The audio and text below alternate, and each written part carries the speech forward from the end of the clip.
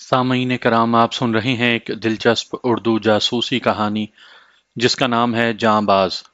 ये इस सिलसिले की किस्त नंबर 11 है। मुझे उम्मीद है आपको मेरी ये काविश पसंद आ रही होगी। आपने अगर अभी तक मेरा चैनल कहानी घर सब्सक्राइब नहीं किया तो अभी मेरे चैनल को सब्सक्राइब करके बेल नोटिफिकेशन ऑन कर लीजिए ताकि आने वाली हर नई कहानी की इत्तला बर वक्त आप तक पहुंच सके। मेरी ज़हनी हालत भी दुश्मन के इंतज़ार में मोर्चे में बैठे हुए फौजी जैसी हो रही थी। दुश्मन को ना देखा हो तो दरो दीवार भी दुश्मन दिखाई देते हैं।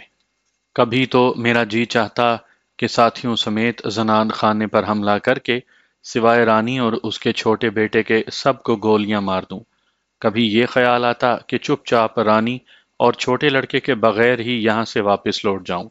दरअसल मैं जितना आमने सामने की लड़ाई में बिला किसी खौफ के कूद पड़ता हूँ, उतना ही छुपे दुश्मन के वार से घबराता हूँ। मैं बड़ी बेचैनी की हालत में था कि कैसर का साथी भागता हुआ आया और बोला कि काम का आदमी मिल गया है और कैसर ने उसे वहीं रोक कर आपको बुलाया है। मैं पैगाम लाने वाले के साथ ही चल पड़ा। हवेली से तकरीबन आध मील के फासले पर एक झोंपड़ होटल में कैसर अपने साथी और एक अजनबी के साथ बैठा था। कैसर ने उससे उर्दू में मेरा तारुफ करवाते हुए कहा, ये रजी साहब बिहार के रहने वाले महाजिर हैं। सकूते ढाका से कबल इन्होंने एक चकमा खातून से शादी कर ली थी और बांग्लादेश बनने के बाद रांगा माटी में ही आन बसे। ये पढ़े लिखे हैं और आपको खासी मालूमात दे सकते हैं। मैंने गर्मजोशी से रजी से हाथ मिलाया। कैसर ने दूसरी बार चाय मंगवाई। मैंने रजी को कहा कि मैं अपने साथियों समेत एक अहम काम के सिलसिले में यहाँ आया हूँ और मुझे कबीले की कुछ अंदरूनी मालूमात दरकार हैं। अगर आपके जरिए मेरी सारी ज़रूरत पूरी हो गई तो मैं आपको एक $100 दूंगा, वरना जितनी अहम बातें आपसे मालूम होंगी उनके मुताबिक आपको मुआवजा दिया जाएगा।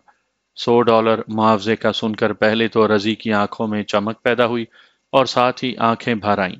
उसने बड़ी मुश्किल से अपनी दोनों कैफियतों पर काबू पाया और गोया हुआ, साहब, आपने इतनी ज्यादा रकम मुझे मुआवजे में देने का कहा है जिसका मैं अपने मौजूदा हालात में कभी सोच भी नहीं सकता था। यकीन जानिए कि मैंने आज कई हफ्तों के बाद चाय पी है। मैं मशरकी पाकिस्तान में गेम वार्डन था और इन्हीं जंगलात में अपने सरकारी फराइज अदा करता था। सफ़ेद पोशी की ज़िंदगी बड़ी अच्छी गुजर रही थी। मेरी तनख्वाह और गैर मुल्की शिकारी हजरात के दिए हुए इनाम से मैं अपने ज़ईफ़ वालदैन को भी खासी रकम भेजता था जो चिटागोंग में रहते थे। एक बार रांगा माटी के बिल्कुल करीब जंगल में दरख्त के तने से चिपके एक चीते ने मुझ पर हमला कर दिया। चीते की ताकत और छलांग लगाने के जोर से मैं औंधे मुंह गिर गया और मेरी राइफल भी दूर जा पड़ी। करीब था कि चीता मुझे फाड़ खाता कि एक चकमा औरत ने भाले मारकर चीते को लहू लुहान कर दिया और मेरी जान बचाई। वही चकमा औरत अब मेरी बीवी है। सकूते ढाका तक हम निहायत खुशो खुरम जिंदगी बसर कर रहे थे। 25 मार्च सन 71 से 2 माह पेशतर जब गैर बंगालियों का कत्लेआम शुरू हुआ तो उसकी जद में मेरे वालदैन भी आ गए। मैं और मेरी बीवी उस वक्त खलना में थे। बड़ी मुश्किल से अपनी जानें बचाते हम रांगा माटी पहुंचे। आम ख्याल यही था कि हालात जल्द ही मामूल पर आ जाएंगे, लेकिन हुआ इसके बरखिलाफ। सकूते ढाका के वक्त तक हम अपनी तमाम जमा पूंजी खत्म कर बैठे थे। चिटागांग में हमारा घर बलवाइयों ने लूट लिया था। मेरे पास सिर्फ चंद जोड़े कपड़े और राइफल थी। मेरी बीवी का इसके कबीले वालों ने इसलिए बाइकाट कर दिया कि उसने कबीले से बाहर शादी की थी। उसके वालदैन ने भी हमसे आंखें फेर ली क्योंकि मैं अब कमाऊ दामाद नहीं बल्कि उनके लिए एक बोझ था। इसके अलावा कबीले वालों ने हमारी शादी की वजह से उनका भी बाइकाट करने की धमकी दी थी। मेरी राइफल कबीले का एक सरकर्दा आदमी जबरदस्ती छीन कर ले गया। मेरी बीवी मेरे हमरा पाकिस्तान जाने को तैयार थी, लेकिन हम दोनों बिल्कुल खाली हाथ थे। हम दोनों ने मिलकर कस्बे के बाहर एक झोंपड़ा बनाया।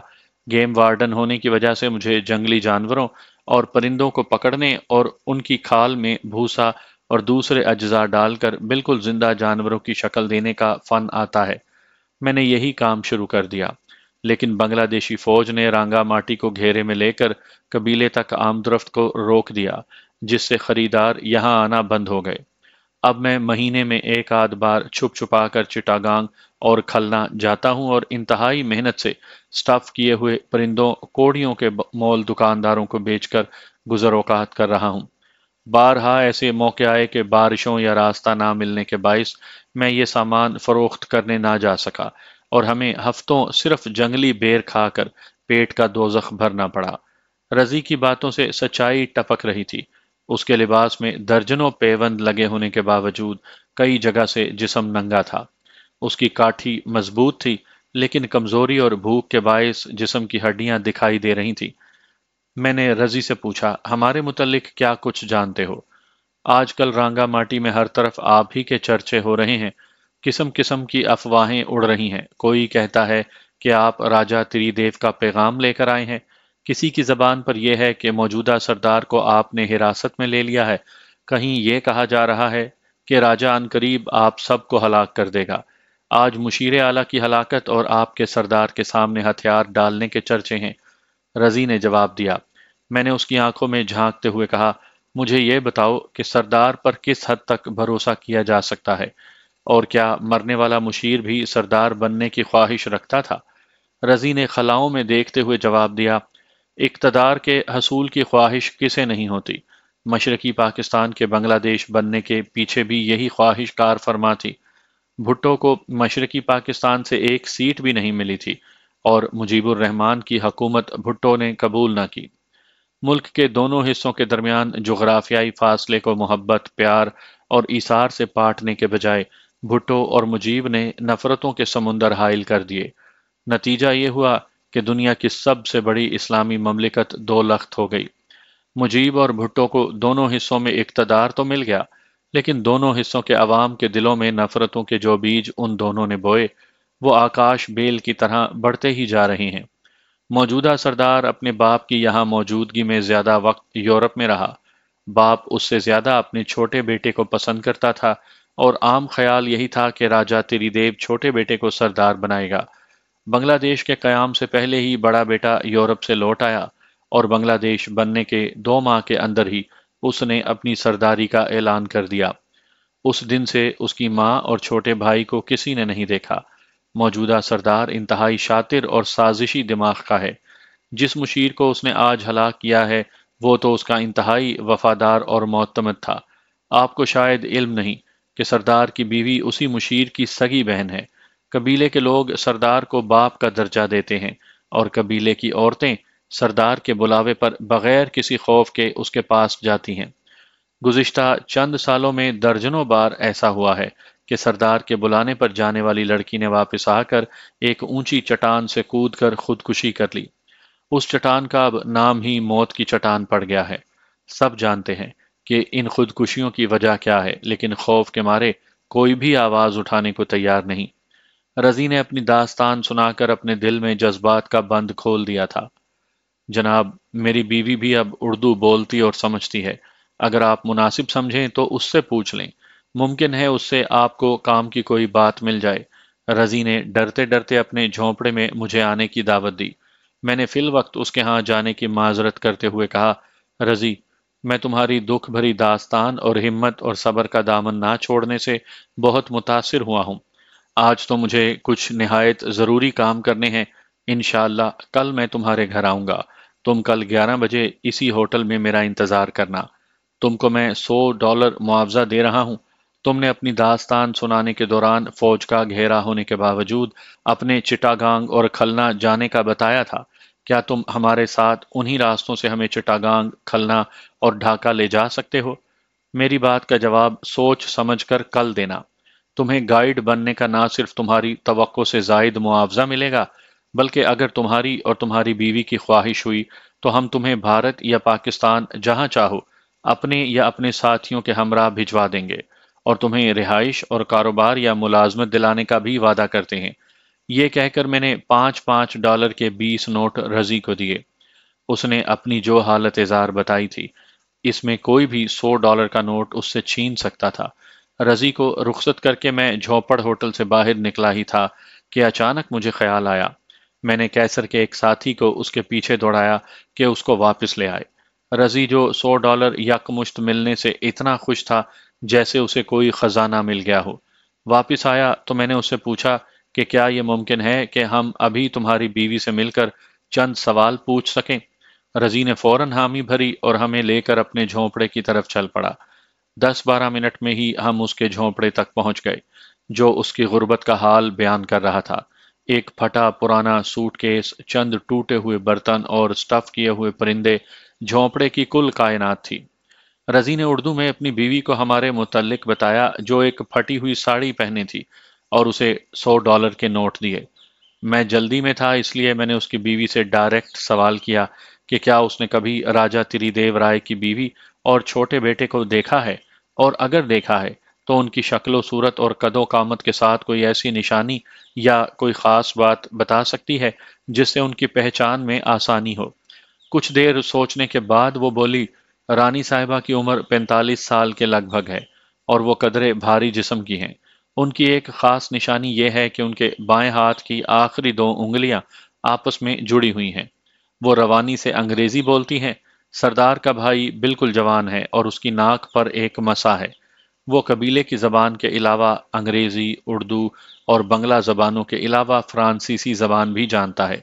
ये जिस्मानी निशानियां तो मैंने खुद देखी हैं, जबकि मुख्तलिफ ज़बानें जानने के मुतल्लिक मुझे एक सहेली ने बताया था, जो हवेली में खादमा है। अगर तुम्हें मौका मिले तो क्या तुम रानी साहिबा और लड़के को शनाख्त कर सकती हो?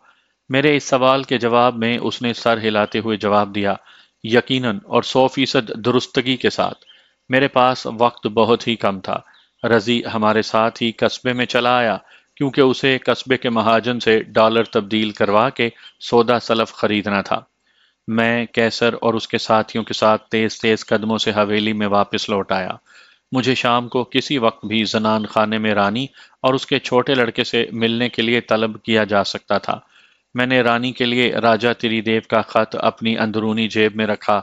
अपना रिवॉल्वर और पिस्टल की फालतू गोलियां और मैगजीन भी अंदरूनी जेब में रखी, और लाउसियों की तरह एक खंजर अपनी दाएं पिंडली से बांधा।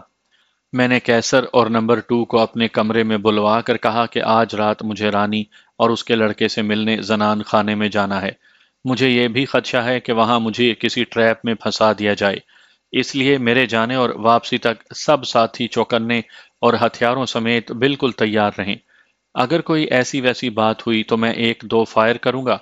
फायर की आवाज सुनते ही आप सब जनान खाने पर धावा बोल देना, और अपनी राह में हायल होने वाले किसी भी मर्द या औरत को गोलियों से भून देना, चाहे वो सरदार ही क्यों ना हो, और मुझ तक पहुंचने की जल्द अज जल्द कोशिश करना। ये हिदायत देकर मैंने कैसर को तमाम नकदी और जवाहिर दिए और कहा कि अगर मैं जिंदा ना लौट सका तो तुम काफिले के सरबराह होगे, और मेरी हिदायत के मुताबिक सबको जवाहिर के हिस्से देकर वापस चले जाना। कैसर रोनी सूरत बनाकर अटूट लहजे में बोला, भाईजान, यहां से जिंदा जाएंगे तो इकट्ठे, और मरेंगे तो भी इकट्ठे। ऐसी बातें ना करें। अगर आपको कोई खदशा है तो जनान खाने पर अभी दावा बोलकर दूध का दूध और पानी का पानी कर देते हैं। सरदार हो, उसकी माँ हो या भाई, हमें उनकी जिंदगी से क्या दिलचस्पी। सिर्फ आपके लिए हमने अपनी जिंदगियां दांव पर लगाई हैं, और आपकी हिफाजत के लिए हम हर कदम उठाएंगे, चाहे आप उसे पसंद करें या ना करें। कुछ वक्त इसी बहस में गुजरने के बाद फैसला हुआ कि नंबर 2 मेरे हमरा जनान खाने में जाएगा, जबकि कैसर बाकी साथियों के साथ स्टैंड बाय पोजीशन में रहेगा, और नंबर 2 और मैं अपने साइड आर्म्स के अलावा 6-6 दस्ती बम भी जैकेटों के नीचे छुपा कर ले जाएंगे। तैयारी के लिए 10 मिनट की मोहलत लेकर नंबर 2 और कैसर अपने कमरों की तरफ गए। इस दौरान मैंने भी दस्ती बम कमीज के साथ बांध कर ऊपर जैकेट पहन ली। नंबर 2 को तैयार होकर मेरे पास आए। अभी चंद मिनट ही गुजरे थे कि खादिमों ने मुझे बताया कि मुझे जनान खाने में ले जाने के लिए 2 आदमी आए हैं। हम दोनों कमरे से बाहर निकले तो कैसर अपने कमरे के बाहर खड़ा था। वो भी हमारे साथ आकर शामिल हो गया। उसने कहा कि वो जनान खाने के दाखिली दरवाजे तक हमारे साथ जाएगा, ताकि रास्ते से वाकिफ हो सके। दोनों पहरेदार हम तीनों को उनके साथ जाते देखकर तजब्जुब में पड़ गए, लेकिन बोले कुछ नहीं। दाखिली दरवाजे पर जाकर पहरेदारों ने दस्तक दी। दरवाजा खुला, वहां 4 पहरेदार मौजूद थे। मैं और नंबर 2 दरवाजे में जाकर खड़े हो गए, ताकि कैसर अंदर का अच्छी तरह जायजा ले सके। मैंने पहरेदारों से इशारे से पूछा कि किस तरफ जाना है। उन्होंने बाएं तरफ इशारा किया। ये भी कैसर को समझाने के लिए था। कैसर वहीं रुक गया। मेरे साथ नंबर 2 आगे बढ़ा तो पहरेदारों ने उसे रोकना चाहा। मैंने उनके भाले एक तरफ हटाते हुए उन्हें समझाया कि ये मेरे साथ जाएगा। पहरेदारों ने अपनी जबान में एक दूसरे से कुछ बात की और फिर एक हमारे आगे और एक पीछे होकर चलने लगा। मैंने आगे चलने वाले को रोक कर इशारे से समझाया कि तुम दोनों हमारे आगे चलो। बादल नखास्ता उन्होंने मेरी बात मानी और हमारे आगे चलने लगे। खासा बड़ा सहन अबूर करके हम गुलाम गर्दिश में पहुंचे और पहरेदारों ने एक दरवाज़ा खटखटाया। एक खादमा ने दरवाज़ा खोला और पहरेदारों की बात सुनकर दरवाज़ा बंद करके अंदर जाने लगी तो मैंने दरवाजे में पाँव रख कर उसे बंद ना होने दिया, क्योंकि अंदर की एक झलक से ही मुझे मालूम हो गया था कि यह कमरा ड्राइंग रूम है। मैंने जोर से धक्का देकर दरवाज़ा खोला और अपने नंबर 2 के साथ अंदर जाकर एक सोफे पर बैठ गया। चूंकि खादमा और पहरेदारों में से कोई भी अंग्रेजी नहीं जानता था, इसलिए जबान ना समझने का फायदा उठाते हुए मैं नंबर 2 के साथ कमरे में चला आया, ताकि हमारी ये जबरदस्ती जबान ना समझने के बाइस शको शुबे में ही रहे। हमें ड्राइंग रूम में बैठे ज्यादा देर नहीं गुजरी होगी जब सरदार अपने 4 पहरेदारों समेत अंदरूनी कमरे से वहां आया। उसके चेहरे पर गुस्से के आसार साफ नुमाया थे। उसने सोफे पर बैठते ही पूछा, मैंने अपनी माँ और भाई को सिर्फ तुमसे मिलाने का वादा किया था। क्या तुम चाहते हो कि मैं उन्हें बीच चौराहे में ले आऊं? तुम्हें अपने आदमी को हमराह लाने की क्या जरूरत थी? जरूरत थी क्योंकि रानी साहिबा और आपके भाई ने हमारे साथ यहाँ से जाना है, इसलिए मेरे नाइब का उनसे मुतारिफ होना जरूरी है। तुम्हें बाखूबी इल्म होगा कि पाकिस्तान यहाँ से कितने हजार मील दूर है और इस सफर के दौरान तुम हमारे साथ नहीं होगे। लिहाजा मुझे और मेरे साथियों को उनकी हिफाजत और आराम का ख्याल रखना होगा। मेरा ये जवाब सुनकर सरदार कुछ देर सोचता रहा, फिर एक पहरेदार को कुछ कहा। पहरेदार उसी दरवाजे से अंदर गया और थोड़ी देर बाद रानी और छोटे भाई को लिए कमरे में आ गया। मैंने और नंबर 2 ने खड़े होकर दोनों को ताजीम दी। रानी की उम्र लगभग वही थी और छोटा भाई भी 16-17 साल का था और उसकी नाक पर एक मसा भी मौजूद था। मैंने रानी साहिबा को मुखातिब करते हुए कहा, राजा त्रिदेव मेरे मोहसिन और दोस्त हैं और उन्होंने मुझे यहाँ अपना शाही फरमान देकर भेजा है, जिसके मुताबिक आपके बड़े साहबजादे को कबीले का सरदार और राजा मुकर्रर किया गया है और आपको और आपके छोटे साहबजादे को अपने पास रावलपिंडी बुलाया है। मैंने ये गुफ्तगू अंग्रेजी और उर्दू में की थी। रानी ने सरदार के साथ कुछ सरगोशी की और सरदार ने उसकी बात सुनकर मुझे कहा कि रानी साहिबा ने कहा है कि वो यहाँ से नहीं जाना चाहती। मैं इस दौरान रानी के हाथों की तरफ देखता रहा। उसके किसी भी हाथ की 2 उंगलियां जुड़ी हुई नहीं थीं। वसवसे और अंदेशे मेरे दिल में सर उभार रहे थे। मैंने छोटे बेटे को अपनी टूटी फूटी फ्रेंच में मुखातिब करते हुए उसका अहवाल पूछा और कहा कि वो तो मेरे साथ चलेगा, क्योंकि उसके वालिद उसकी राह में आंखें बिछाए बैठे हैं। लड़का मुझे देखता रहा लेकिन उसने किसी बात का जवाब नहीं दिया। सरदार मेरी बात खत्म होते ही बोला, मेरा भाई फ्रेंच नहीं जानता। मैंने निदामत का इजहार करते हुए कहा कि मैं अपनी बात अंग्रेजी में दोहराता हूँ। ये कहते हुए मैं छोटे लड़के के करीब जा बैठा और अंग्रेजी में अपनी बात की। मेरे उसके करीब बैठते ही उसके चेहरे पर परेशानी के आसार नमूदार हुए। उसने कबायली जबान में सरदार से कुछ कहा। सरदार बोला, मेरा भाई भी जाने से इनकारी है। अब तो तुम्हारी ख्वाहिश के मुताबिक ये मुलाकात हो गई है, इसलिए अब तुम जा सकते हो। सरदार के लहजे से झल्लाहट और करख्तगी साफ जाहिर थी। उसने पहरेदारों को इशारा किया और साथ ही अपनी जबान में माँ और भाई से कुछ कहा। वो दोनों जाने के लिए खड़े हुए तो मैं अचानक आगे बढ़ा और गले मिलने के अंदाज में लड़के को दोनों बाजुओं में ले लिया और ये कहते हुए उसके चेहरे पर हाथ फेरना चाहा कि मसे की हकीकत मालूम हो सके। ऐन उसी वक्त अंदरूनी दरवाजे पर शोर उठा, जिसमें कल्पना की आवाज नुमाया थी। फिर 2 पहरेदारों की चीखें उभरी और जोर से दरवाजा खोलते हुए कल्पना दाखिल हुई। जहरीले तीर का टुकड़ा उसके हाथ में था और उसकी फूली हुई सांस और फटे हुए गिरेबान से साफ जाहिर हो रहा था कि उसकी पहरेदारों से हाथापाई हुई है। सरदार उसे देखते ही घबरा गया और खड़े होकर उसने अपना हाथ कोट के अंदर डाला। मेरे और नंबर 2 के हाथ भी अपने लिबासों के अंदर जा चुके थे। तकरीबन बैक वक्त सरदार के हाथों में अपना रिवॉल्वर और मेरे नंबर 2 के हाथों में पिस्टल और रिवॉल्वर थे। सरदार को ये सोचने में 1 या 2 सेकंड लगे होंगे कि वो पहले मुझे या मेरे नंबर 2 में से किसे निशाना बनाए, और इसी 2 सेकंड के वक्फे में मैंने सरदार के हाथ पर फायर किया। सामईन इस मंजर को तस्वुर में ला सकते हैं कि सरदार के हाथ पर मेरी गोली लगी और उसका रिवॉल्वर उसके हाथ से छूटकर कुछ दूर जा गिरा। लेकिन इस दौरान सरदार ने भी ट्रिगर दबा दिया था, जिससे उसके हाथ से गिरने वाले रिवॉल्वर से निकलने वाली गोली चली। लेकिन इस दौरान रिवॉल्वर का रुख बदल चुका था। उसकी गोली उसके पीछे खड़े एक पहरेदार के पेट में लगी। ये सब वाकया ज्यादा से ज्यादा 3 सेकंड्स में हुआ होगा। सरदार जख्मी हाथ पकड़े सोफे पर बैठ गया। इधर रानी और छोटा लड़का डर से थर थर कांपते हुए मेरे आगे सजदे में गिर गए। मैंने कल्पना से कहा कि वो रानी और लड़के को उठाए और उन्हें दिलासा दे कि उन्हें खौफजदा होने की कोई जरूरत नहीं। कहाँ की रानी और कौन सा लड़का, ये दोनों तो सरदार के कहने पर उनका बहरूप भरे हुए हैं। असल रानी और लड़का तो जनान खाने के आखिरी हिस्से में कैद हैं। मैंने और नंबर 2 ने सरदार के अलावा पहरेदारों को भी जद में ले रखा था। कल्पना ने सरदार का रिवॉल्वर उठा लिया और मेरे कहने पर पहरेदारों से भाले लेकर उल्टा लेटने को कहा और उन्हें जरा सी भी हरकत करने से मना किया। कल्पना ने बताया कि उसे सारी हकीकत का इल्म हो गया था और यह भी मालूम हो चुका था कि सरदार एक औरत और लड़के को अपनी माँ और भाई बनाकर तुमसे मिलाने का ड्रामा कर रहा है। पहरेदारों ने उसे ड्राइंग रूम में आने से रोका। एक एक लम्हा कीमती था, क्योंकि सरदार का इरादा था कि इस ड्राइंग रूम में तुम्हें अपनी मसनूई माँ और भाई से मिलाकर और अपनी तरफ से गाफिल पाकर तुम्हें यहीं पहरेदारों से मरवा देगा।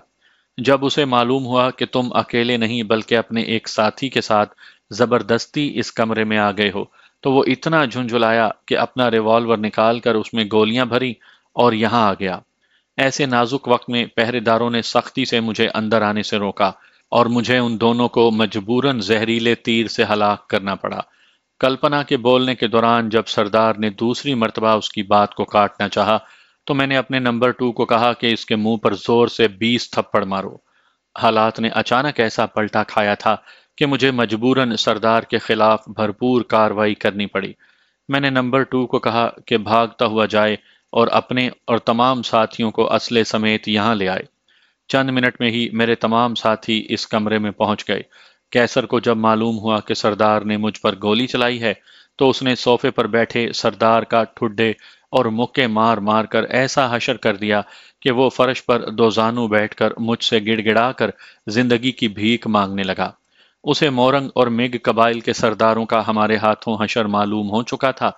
उसने मुझ पर गोली चलाई थी और उसे हलाक करने में मेरे रास्ते में वाहिद रुकावट उसके बाप से मेरे ताल्लुकात थे। मैंने कैसर और नंबर 2 से चंद मिनट की मुशावरत में यह फैसला किया कि हमें जो कुछ भी करना है फौरी किया जाए।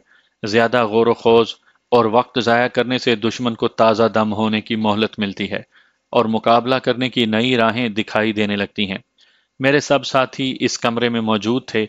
मैंने उन्हें अटैक से पहले आखिरी हिदायत दी कि सरदार के हाथ पीछे बांधकर उसे अपने आगे चलाएं। कल्पना हमें असली रानी और राजा के लड़के तक ले जाएगी। हवेली पर अब हमारा कब्जा है, जो हमारे यहाँ रहने तक जारी रहेगा। सरदार को फिलहाल किसी महफूज कमरे में हालत कैद में रखा जाएगा और कबीले के किसी भी शख्स, किसी खादिम या पहरेदार को उसके पास जाने की इजाजत नहीं होगी। और अगर किसी ने भी हमारी इस कार्रवाई में रुकावट डालने की कोशिश की, तो उसे फौरन गोली मार दी जाए।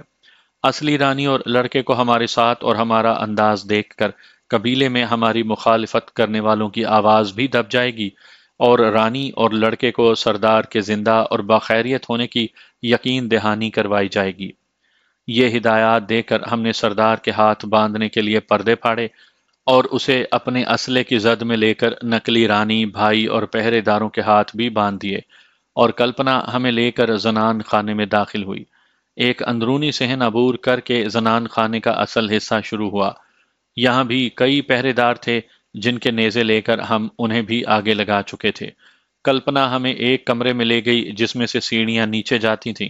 उन सीढ़ियों के आखिर में 4-5 तय खाने बने हुए थे। उनमें से एक में रानी और दूसरे कमरे में उसकी 2 खादमाएं थीं। फिर 2 कमरे छोड़कर एक दरवाजा था जिस पर एक पहरेदार था। हमने उसे भी निहत्ता कर दिया, बल्कि अपने सरदार के बंदे हाथ देखकर उसने खुद ही अपना भाला फेंक दिया اور دروازہ کھول دیا۔ اس دروازے کے سامنے دو کمرے تھے، جن میں سے ایک میں سردار کا چھوٹا بیٹا قید تھا۔ راجے کا بیٹا اپنے بڑے بھائی کے بندے ہاتھ دیکھ کر سمجھ گیا کہ اس کا کھیل ختم ہو چکا ہے۔ میں نے مختصراً اسے یہاں اپنی آمد کا مقصد بتایا اور اسے لے کر ہم واپس رانی کے کمرے کی طرف لوٹے۔ رانی بھی چھوٹے بیٹے کو آزاد اور بڑے بیٹے کو ہمارا قیدی دیکھ کر حالات کی تبدیلی کو سمجھ گئی۔ ہم رانی اور چھوٹے بیٹے کے ہمراہ اوپر آئے، لیکن اب سردار ہمارے ساتھ نہیں تھا، بلکہ ہم اسے اس کے چھوٹے بھائی کے کمرے میں اسی حالت میں چھوڑ کر اور دروازہ بند کر کے ایک تھائی ساتھی کو پہرے پر چھوڑ آئے تھے۔ رانی بار بار اپنے چھوٹے بیٹے کو بھینچ بھینچ کر پیار کرتی۔ اس نے مجھے بتایا کہ تقریباً 3 سال کے بعد اس نے آسمان، کھلی فضا اور اپنے چھوٹے بیٹے کو دیکھا ہے۔ کیسر اور نمبر 2 نے میری ہدایت کے مطابق اپنے دو دو آدمی زنان خانے کے پہرے پر لگائے اور رانی اور چھوٹے لڑکے کی خدمت کے لیے ان کی مرضی کی خادماؤں کو روک کر باقی سب کو رخصت کر دیا۔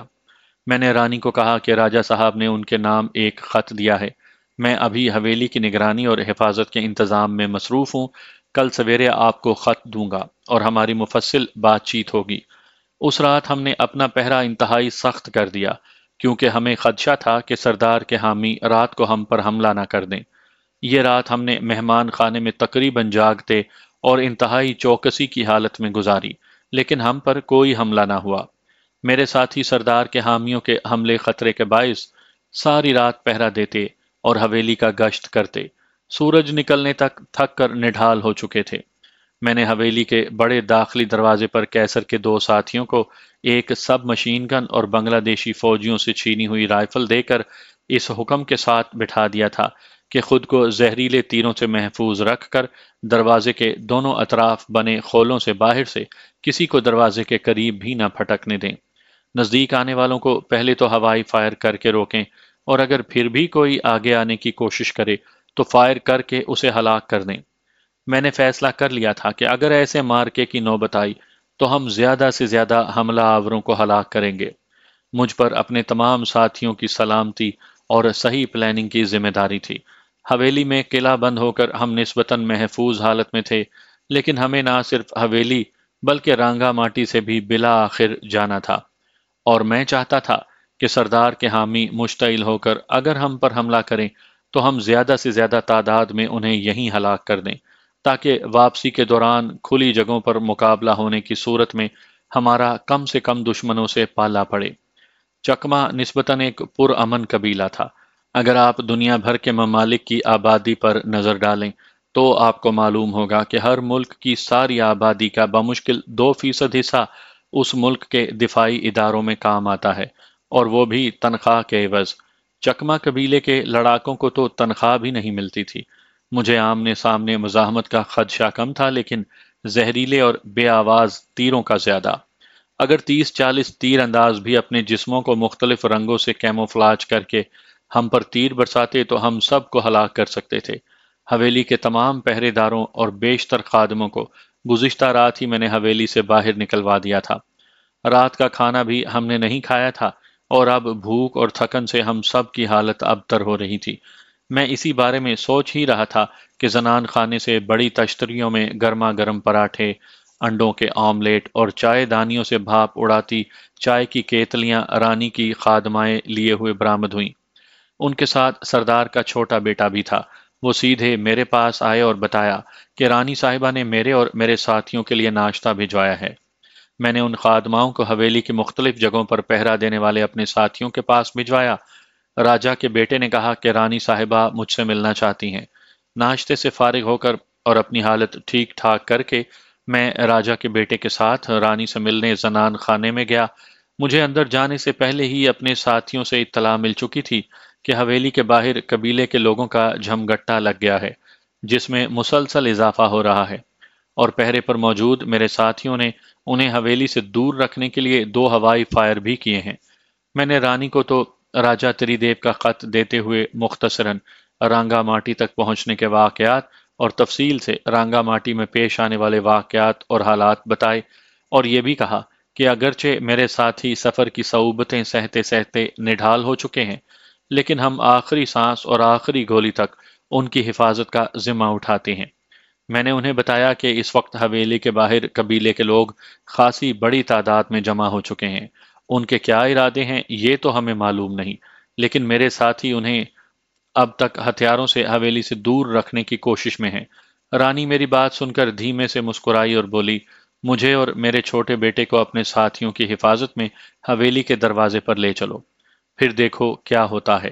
میں نے کیسر اور نمبر 2 کو اپنا ایک ایک ساتھی بلانے کا کہا، اور ہم پانچوں کے ساتھ رانی اور چھوٹا بیٹا حویلی کے دروازے پر گئے۔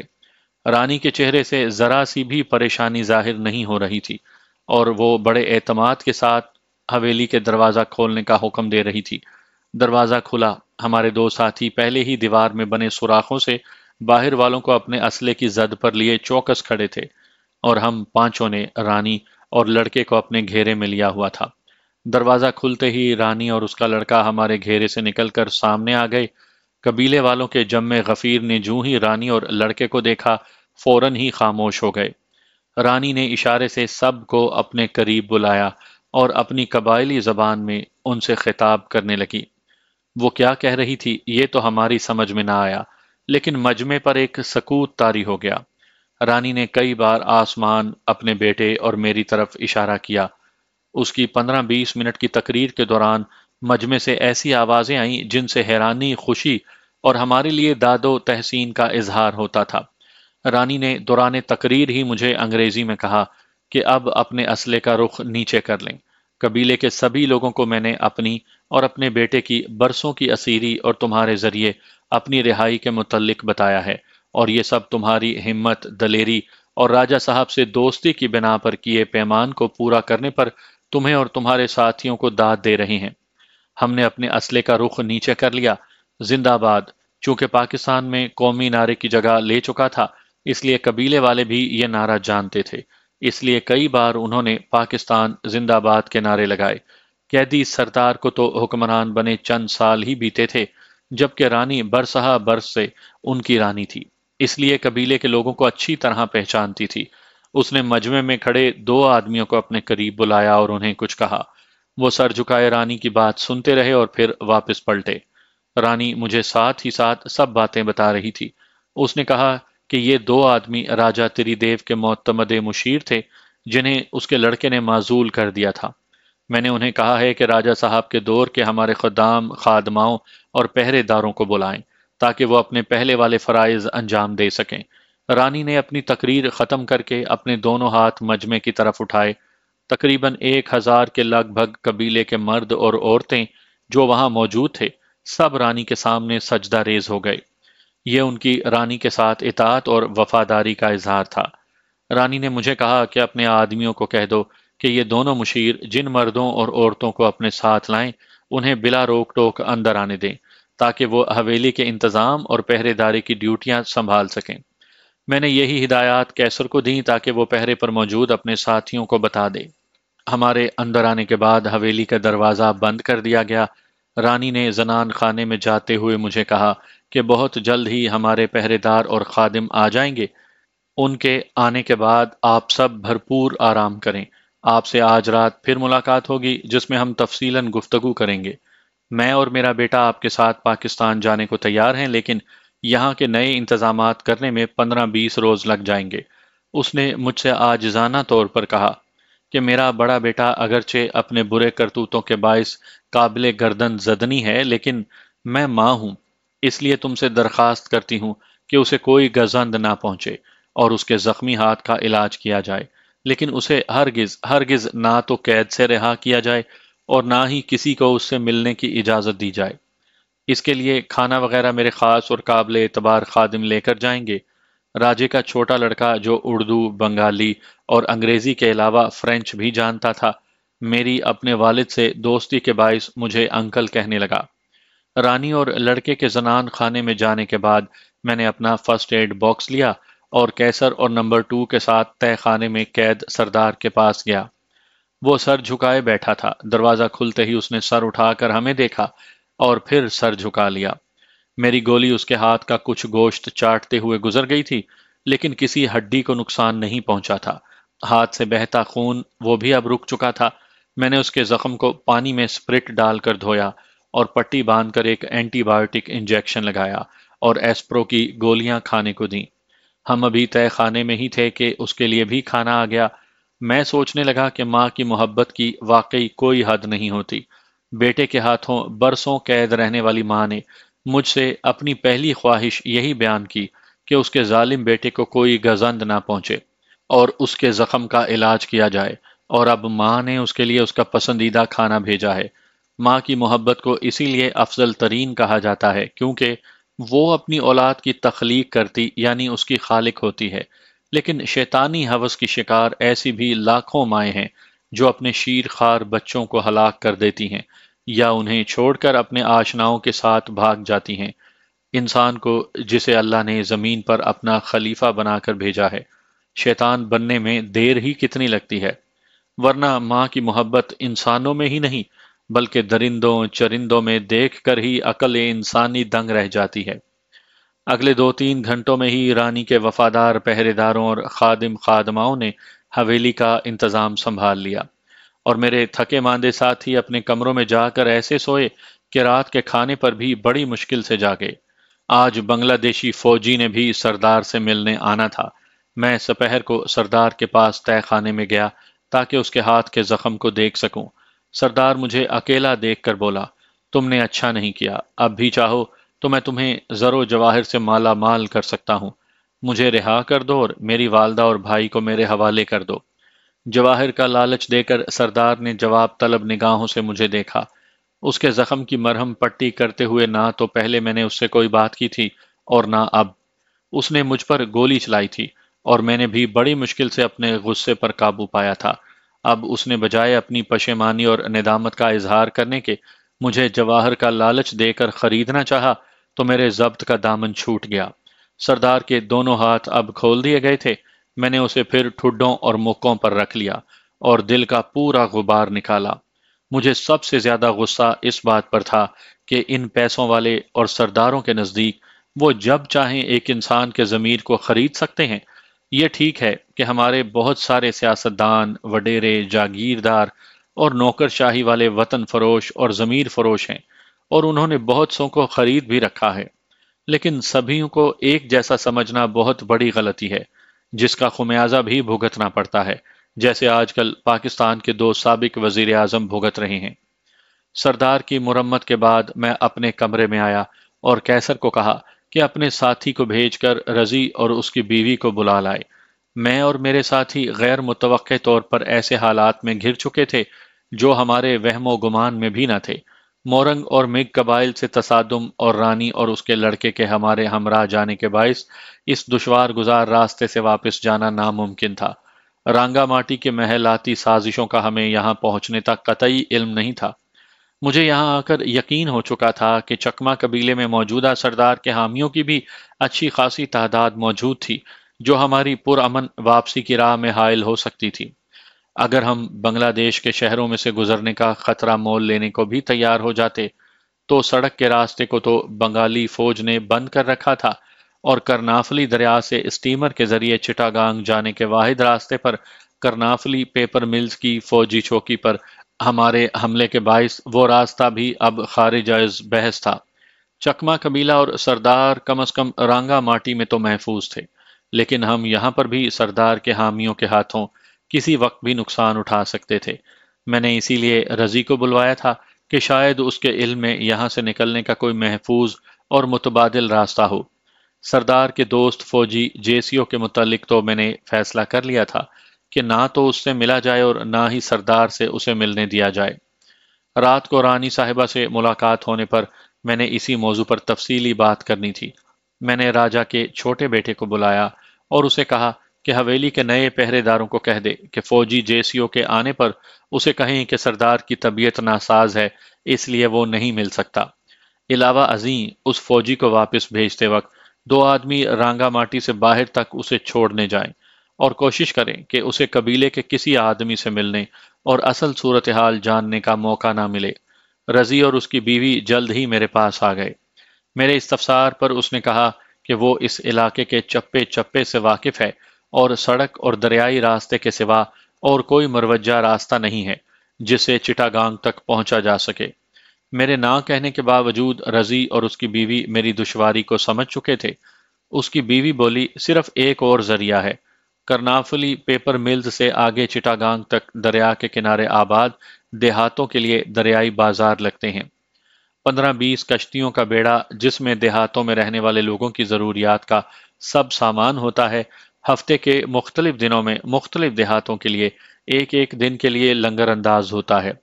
अगर उस बेड़े की 2 कश्तियां मिल जाएं, तो बआसानी चिटागांग पहुंचा जा सकता है। रजी के जहन में ये बात नहीं आई थी। बीवी की बात सुनकर वो बोला, वाकई ये बड़ा महफूज और काबिल अमल जरिया है। उन कश्ती वालों को पैसे देकर हम उनसे मतलूबा तादाद में कश्तियां हासिल कर सकते हैं। एक दिन पैदल सफर करने पर एक ऐसा देहात है जिसका सरबरा मेरा खासा वाकिफ है। उसके जरिए मैं कश्तियों के इंतजाम की जिम्मेदारी लेता हूँ। चिटागांग से एक बड़ी कश्ती का इंतजाम भी मैं कर लूंगा, जो हमें काकस बाजार तक ले जाएगी। काकस बाजार से हम खुश्की या समुंदर के रास्ते बआसानी बर्मा में दाखिल हो सकते हैं। मैंने रजी से पूछा कि हम कहने से क्या मैं ये समझूं कि वो भी इस सफर में हमारे साथ जाना चाहता है? जी हाँ, मेरा यही मतलब है। मुद्दतों बाद मुझे और मेरी बीवी को रोशनी की किरण दिखाई दी है, और हम दोनों की ख्वाहिश है कि आपके साथ ही इस सरजमीन से निकलें और पाकिस्तान पहुंचें। वैसे मैं आपको यकीन दिलाता हूं कि हम दोनों आपके लिए बोझ नहीं बनेंगे, बल्कि फायदा मंद ही साबित होंगे। मैंने रजी को कहा कि मुझे उन्हें अपने साथ ले जाने में कोई यार नहीं, लेकिन पहले वो ऐसी 3 कश्तियों का इंतजाम करे जिनमें बेचने का सामान भी लदा हो, ताकि हम उस सामान की आड़ में बहरी पुलिस वगैरह की नज़रों में आए बगैर चिटागांग पहुंच सकें। रवानगी की हतमी तारीख मैं अभी नहीं बता सकता। हमें बहरहाल 15 रोज के अंदर यहाँ से कूच करना है। रजी के जिम्मे ये काम लगाकर मैंने उन्हें रुखसत किया और कहा कि वो जल्द अज जल्द मुझे कश्तियों के इंतजाम की खबर दे। अलावा अजीं, अगर रांगा माटी में कोई भी गैर मामूली बात हो तो मुझे फौरन इत्तला दे। मैं हवेली के पहरेदारों को भी हिदायत करूंगा कि तुम्हें बिला रोक टोक मुझ तक आने दिया जाए। रात को रानी साहिबा ने मुझे जनान खाने के ड्राइंग रूम में बुलवाया। मैंने उन्हें बताया कि आज जब मैं उसके सरदार बेटे की मरहम पट्टी के लिए गया, तो उसने मुझे जरो जवाहर का लालच देकर अपने साथ मिलाने की कोशिश की, जिसके नतीजे में मुझे उसकी थोड़ी सी पिटाई करनी पड़ी। ये भी उसकी कमीनगी और झूठ है। उसके पास सोने के सिर्फ चंद नुमाइशी जेवरात हैं, जिन्हें उसकी बीवी और वो कबीले के त्योहारों में पहनते हैं। राजा साहब ने अपने खत में जिन जवाहरात का जिक्र किया है, वो मेरे पास हैं और निहायत महफूज जगह पर मदफून हैं, और यहाँ से रवानगी से पहले तुम्हारे साथियों के जरिए ही उन्हें निकलवा कर मैं तुम्हारे हवाले करूंगी। उन्हीं जवाहरात को हासिल करने के लिए मेरे बेटे ने मुझे बरसों कैदी बनाकर रखा था। मैंने रानी को रजी के साथ बनाए हुए वापसी के प्रोग्राम के मुतालिक जब बताया, तो उसने कहा, चिटागांग तो ठीक है, लेकिन मैं काकस बाजार के बजाय खलना जाना चाहती हूँ। वहाँ राजा साहब के एक मुखलिस दोस्त हैं जिनका खासा असर रसूख भी है। वो हमारे बांग्लादेश से निकलने में बहुत मुआविन साबित होंगे। इसलिए ऐसा इंतजाम करो कि चिटागांग से हम खलना जा सकें। चिटागांग से ली हुई कश्ती हमें खलना भी ले जा सकती है, वरना वो हमें हरन घाटा तक ही पहुंचा दे। वहां से हम दूसरी कश्ती या मोटर लॉन्च लेकर खलना चले जाएंगे। रानी के पहले खलना जाने पर इसरार करने में मैंने उसकी वजह पूछी, तो उसने जवाब दिया, तुम्हारे यहाँ आने के रास्ते की दुश्वारियों का सुनकर मैं समझती हूँ कि ऐसा सफर करना मेरे लिए नामुमकिन है। खलना से हमें ऐसा स्टीमर भी मिल सकता है जिसके जरिए हम सीधे बैंकॉक जा सकते हैं, और राजा साहब के दोस्त रफीकुल इस्लाम उसका इंतजाम कर सकते हैं। इसके अलावा वहां जाने की मेरी एक जाती वजह भी है, जिसके मुतालिक मैं तुम्हें वहां जाकर बताऊंगी। मुझे तजब्जुब का शिकार देखकर रानी ने कहा, मैं अगर चाहूं तो अपने छोटे बेटे को सरदार बनाकर यहाँ रह सकती हूँ। राजा साहब की तबीयत से बाखूबी वाकिफ होने के बायस मुझे यकीन है कि वो मुझसे और अपने बेटे से ज्यादा अपने मोरूसी जवाहरात के खजाने में दिलचस्पी रखते हैं। ये समझने के बावजूद मैं इसलिए जाना चाहती हूँ कि मेरा छोटा बेटा और मैं अपने माजूल सरदार बेटे की दरिंदगी से महफूज रह सकें। यहाँ के हालात और कबीले के लोगों की वफादारियां रातों रात तब्दील हो जाती हैं। अगर मेरा माजूल बेटा यहाँ हमारी मौजूदगी में आज़ाद हो गया, तो वो मुझे और अपने छोटे भाई को हलाक करने में चंदा देर नहीं करेगा। मैं साफ गो औरत हूं और दिल में छुपा कर कोई बात नहीं रखती। अगर तुम खलना नहीं जाना चाहते, تو میں راجہ صاحب کے موروثی جواہرات ان کے حکم کے مطابق تمہارے حوالے کر دیتی ہوں، لیکن میں اور میرا بیٹا تمہارے ساتھ نہیں جائیں گے۔ میں تم سے بھی ایسی ہی صاف گوئی کی امید رکھتے ہوئے چاہتی ہوں کہ جو وعدہ کرو اسے ضرور پورا کرنا۔ ادھر میں سوچ رہا تھا کہ رانی کی بات ماننے کے سوا میرے پاس کوئی دوسرا راستہ نہیں۔ برما کے راستے واپسی کے سفر کا سوچ کر ہی مجھے جھرجھری آ جاتی تھی۔ اگر میں رانی اور اس کے بیٹے کے بغیر واپس جاتا تو کسی نہ کسی وقت وہ دونوں یقیناً اپنے بڑے بیٹے کی سازش کا شکار ہو کر مارے جاتے۔ راجہ تری دیو اپنی بیوی اور بیٹے کے بغیر میرے واپس لوٹنے پر طوفان کھڑا کر سکتا تھا۔ مجھے کیسر اور اس کے ساتھیوں کی بھی فکر تھی، جن میں سے دو تو پہلے ہی لالچ کے باعث مارے جا چکے تھے۔ برما سے ان کی اکیلے بھارت واپسی میں جو مشکلات حائل تھیں، ان میں ان کی جانیں بھی جا سکتی تھیں۔ کھلنا سے جیسور قریب ہی تھا، اور وہیں سے اکثر مشرقی پاکستانی مہاجر بھارت میں داخل ہو کر نیپال بھی گئے تھے۔ تھوڑی دیر سوچنے کے بعد میں نے فیصلہ کر لیا کہ رانی کی خواہش کے مطابق چٹاگانگ سے کھلنا چلا جائے۔ اگر رانی کی مدد سے اسٹیمر مل جائے تو کیا کہنے، ورنہ ہم سب جیسور کے بارڈر سے بھارت میں داخل ہوں گے۔ تھائی ساتھیوں کو میں کھلنا ہی سے واپس بھیج دوں گا، اور کیسر اور اس کے ساتھی مجھے رانی اور اس کے بیٹے کے ساتھ بھارت اور نیپال کے بارڈر رکسول تک چھوڑنے جائیں گے۔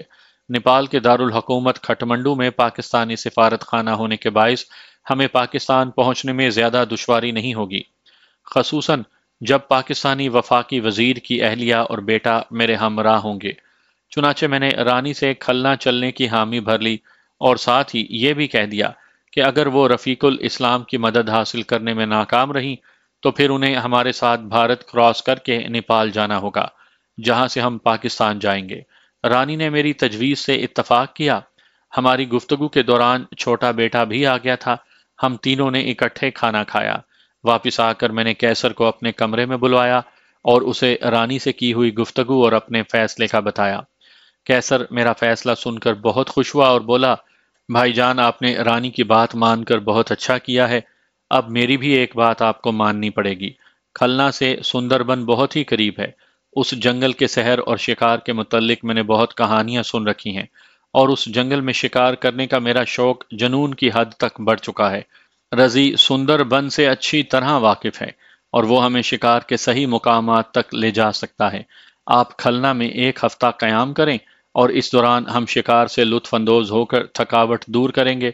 میں بھی آغاز جوانی سے شکار کے لیے اپنے شکاری دوستوں کے ہمراہ بارہا جا چکا تھا، اور اب موقع مل رہا تھا کہ دنیا کی سب سے بڑی شکار گاہ میں شکار کر سکوں۔ میں نے کیسر کی بات مان لی، لیکن اسے کہا کہ جب تک میں اجازت نہ دوں کسی سے بھی کھلنا جانے کا ذکر نہ کرے۔ میرے تھائی ساتھی بھی اب اکتائے ہوئے دکھائی دے رہے تھے اور واپس جانے کو بے چین تھے۔ مقید سردار کی طرف سے بھی خطرہ تھا کہ وہ حراست سے بھاگ کر ہمارے لیے مزید مصائب کھڑے نہ کر دے۔ میری حالت یہ تھی کہ زندگی اور موت سے آنکھ مچولی کھیلتے کھیلتے میں اکتا چکا تھا۔ بنگلہ دیش، بھارت اور نیپال میرے لیے یکساں خطرناک تھے، کیونکہ میں ان تینوں ملکوں میں وانٹڈ تھا۔ اس لیے میری سوچ یہ تھی کہ جو کچھ بھی ہونا ہے ایک بار ہو جائے، اور میں اس شب و روز کی اذیت سے بچ جاؤں۔ اس لیے میں نے رانی کی بات مان لی تھی۔